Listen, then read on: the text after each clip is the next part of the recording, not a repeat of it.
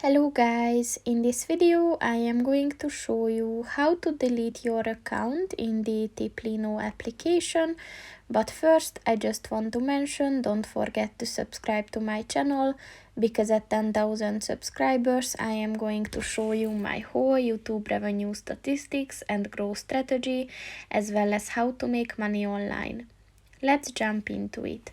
First of all, open the application on your phone and then click on the account button at the bottom of the page on the right, and then click on the settings button at the top of the page on the right, and then at the other section click on the remove account button, and you have to type in delete to confirm it with capital letters,